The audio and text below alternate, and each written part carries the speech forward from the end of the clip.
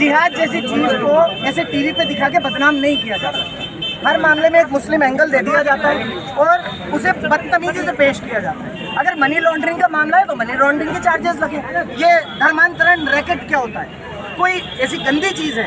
हर मजहब को इंडिया का कॉन्स्टिट्यूशन ये राइट देता है कि जैसे रामायण आता था, वो एक हिंदू मजहब को प्रमोट करने की एक चीज़ थी। हर मजहब को ये राइट है कि आप अपनी बातें कर सकते हैं। अगर उन्होंने ये किया है तो ये कोई जुर्म की बात भी नहीं। अगर गवर्नमेंट उन्हें रिहा नहीं करती है तो हम जेल भरने के लिए बिल्कुल जेल बिल्कुल यही मैसेज है क्लियर। के इतिहास में काले पन्नों के तौर पे लिखा जाएगा। आप भारत को दुनिया के बताते, आप दुनिया के सामने जितनी इज्जत करवाना चाह रहे हैं, लेकिन मोदी और योगी के इस कार्यकाल में जो इंसानी हुकूक पे हमले हो रहे हैं, इंशाअल्लाह ताला पूरी दुनिया उसे जिल्लत के तौर पे याद रखेगी।